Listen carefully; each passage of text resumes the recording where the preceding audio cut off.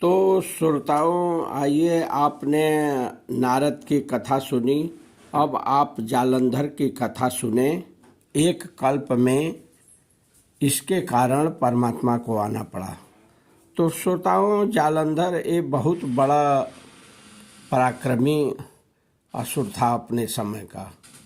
एक कल्प में इतना पराक्रमी था कि श्रोताओं, एक बार शिव जी इससे खुद लड़ने गए युद्ध में, लेकिन जो है मरने से भी ये मरा नहीं।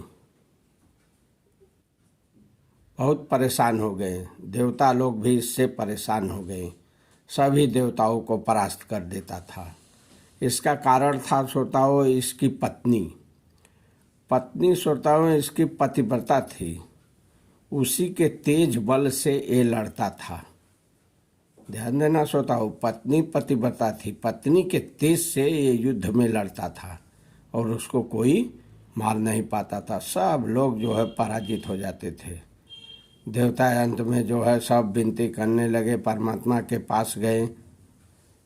परमात्मा को उपाय करना पड़ा। श्रोताओं, खुद जो है परमात्मा को जो है रचना रचनी पड़ी।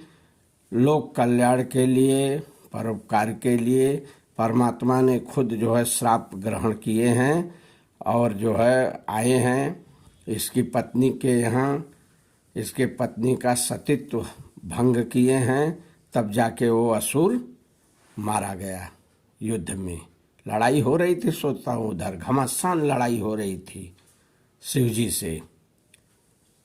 इधर जो है परमात्मा खुद इसके पत्नी के यहाँ आए हैं, खुद जालंधर बन के सतीत्व को भंग किए। ज्यों ही सतीत्व भंग हुआ त्यों ही वह युद्ध में शिव जी के द्वारा मारा गया। तो एक कल्प में श्रोताओं ऐसे जो है परमात्मा को आना पड़ा। वहाँ पर श्रोताओं इसकी बड़ी लंबी कथाएं हैं, समय का अभाव है, थोड़ा सा संक्षेप में बता देता हूँ। वहाँ पर इसकी पत्नी का नाम वृंदा था। वृंदा ने जब सतीत्व भंग किए हैं विष्णु भगवान, तो वृंदा ने उनको श्राप दी है कि जा तू पत्थर हो जा। तो श्रोताओं, आज भी देखते हैं जो है कथाओं में जो है जब पूजा वूजा बैठती है तो सिंहासन पर जो है आसपास पत्थर रहता है। वहाँ आपको दिखाई देगा शालिग्राम के रूप में। तो वही शालिग्राम विष्णु भगवान है। वही विष्णु भगवान को यही वृंदा जो है जालंधर की पत्नी श्राप दी थी। तो वही पत्थर के रूप में है। तो जो ही इनको श्राप दे के जा पत्थर हो जा, तो ये भी उसको श्राप दे दिए कि जा तू तुलसी हो जा। तो आज भी श्रोताओं देखेंगे माताएं बहनें आंगन में तुलसी का पेड़ लगाती है, पौधा, पूजा भी करती हैं। तो तुलसी कौन है? यही वृंदा जालंधर की पत्नी।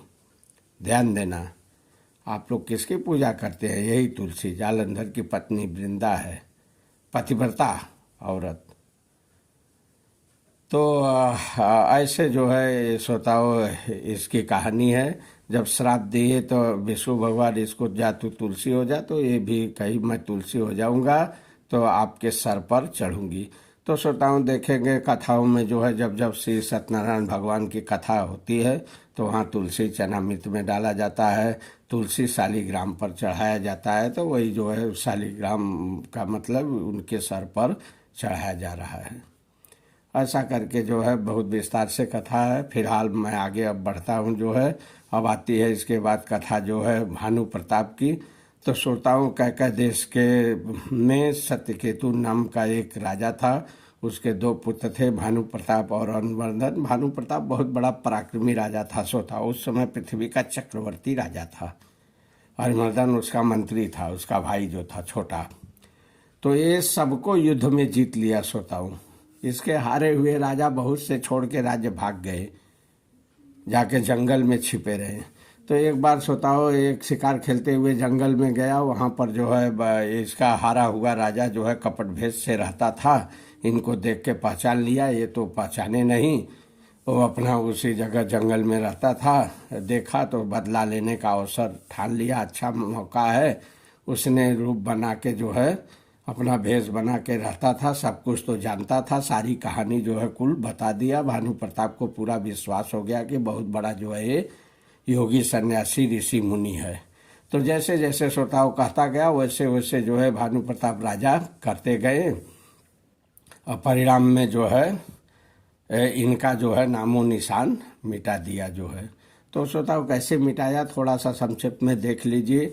जब भानु प्रताप से वार्तालाप होने लगी तो उसने धोखा किया, विश्वास में लेने के लिए सब कुछ जानता था, इनको बताया, ये विश्वास में मान गए और कपट भेष से जो है वो अपना जो है कालनेमी नाम का उसके पास जो है एक दैत्य रहता था, उसकी सहायता लिया।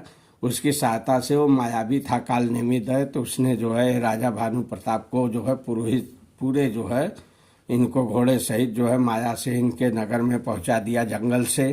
फिर वहाँ पर पुरोहित बन गया, वहाँ पर खाना बनाया, रसोइयाँ बनाया, परोसा है और पवित्र रसोई थी, जिसके कारण जो है ये दूर दूर के सबके जो है ब्राह्मणों को निमंत्रण भेजे थे अब खाने पीने के लिए, लेकिन अपवित्र भोजन था। आकाशवाणी हो गई परमात्मा की कि हे ब्राह्मणों भोजन मत करो, यह अपवित्र है।